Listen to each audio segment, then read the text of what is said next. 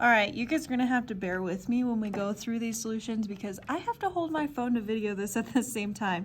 But I did want you guys to get to see this and check your answers and go through the whole process with me before you took your real concept check. So I hope you gave the first shot your best try, you compared with your peers in class and gave it your best shot before you went through this with me. So the first one says, determine whether each table of values represents a linear function. For those that represent linear functions, write the function. So we need to find our change in x's. So this one's subtracting 1, and subtracting 9. Okay, this one is subtracting 2, and subtracting 18. Okay, so now I'm going to look at it and see if this actually is the same. So negative 2 over negative 1 is the same thing as 2. The next one is also negative 2 over negative 1. And the last one is negative 18 over negative 9, which is also 2. So that means this is linear because our average rate of change, which is the same thing as slope, is the same across the whole thing. So we're going to go y equals 2x, and then we need to go backwards to find what our 0 value is. So to go this way, I was subtracting 1. To go this way, I'm actually going to add 1. So I'm going to go to negative 4, negative 3, negative 2, negative 1, 0. I'm kind of running out of room, but you can see what I'm doing. And then to go this way, I'm subtracting 2. So to go this way, I'm going to add 2. So we've got negative 2 plus 2 is 0, plus 2 is 2, plus 2 is 4, plus 2 is 6, plus 2 is 8. So our 0 term is 8. So we're going to go plus 8. Okay, let's do this one. We're adding 4, adding 1, adding 6, subtracting 4, subtracting 1, and then adding 6. Negative 4 over 4 is negative 1. Negative 1 over 1 is also negative 1. But positive 6 over positive 6 is positive 1, not negative 1. So this is going to be non-linear. I would suggest when you do your concept check, circle non-linear, so I know that's your answer there, and circle your function for the one that's a function, or they could both be functions, you don't know, so make sure you check them both. On this one, we have to determine the number of terms, degree, leading coefficient, and constant term of the given polynomial. So the first thing is number of terms. Terms are separated by addition and subtraction. So we have 1, we have subtraction, so I'm going to pick up my pencil. 2, we have addition, so I'm going to pick up my pencil. 3, so we have 3 terms. The degree of the polynomial is just the largest exponent, so that's 4.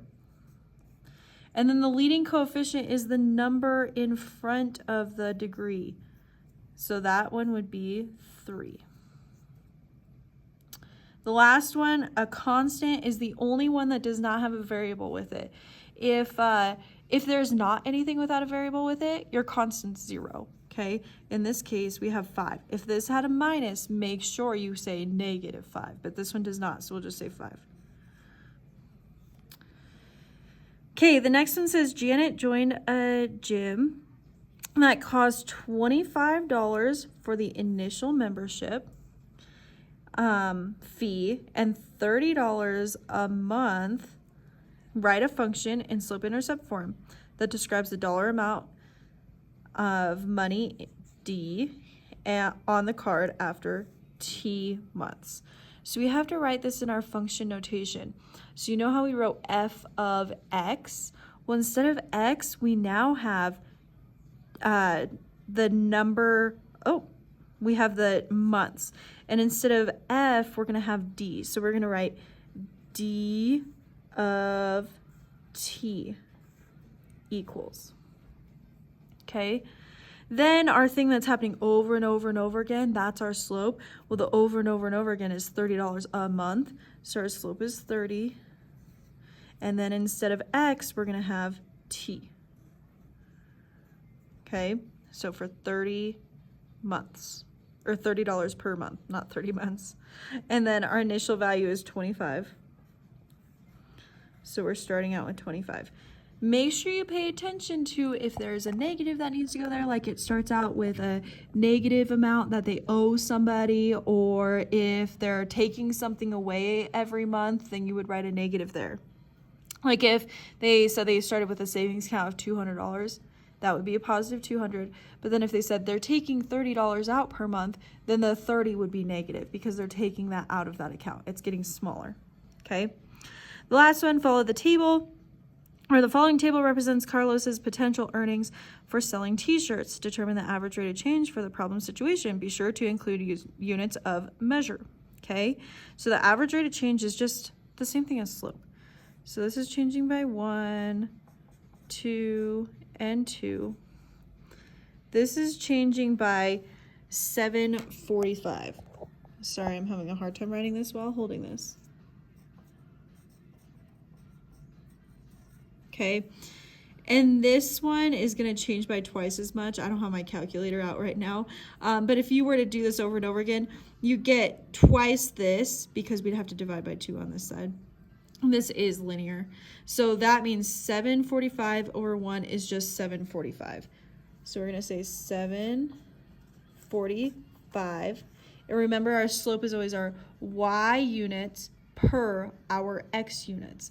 So it's dollars per t-shirt. So we're going to say dollars per t-shirt. Okay. Then it says write the function that models the table of values.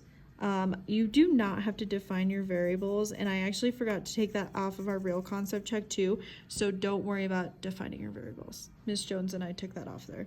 So we're going to have f of x equals, our slope is 745, okay, and our zero term, sorry, this is hard to write and hold this at the same time. Our zero term is just 0, so we just need x plus 0 is just, we don't have to write it there, okay? Use the function to determine the amount of money Carlos earns if he sells 9 t-shirts, okay? So I'm going to do 745 times 9 because that, the t-shirts is x, okay? So this is the x, this is the y. So the number of t-shirts is x, so we have 9 t-shirts. You need to put this in your calculator. I don't have a calculator out right now, so I'm not going to put it in there, but you should get a number, and then your units should be dollars. So whatever you get there is going to be dollars. Don't forget to define your units. So go ahead and hand in these concept checks if you want to write something on your unit overview real quick or in your notebook real quick before you hand that in. Go ahead and do that, but then hand this concept check in, this practice concept check, and you'll get the real concept check. It should be on blue paper, and make sure you turn that into the basket before you leave. If you finish early, you're doing math, yeah.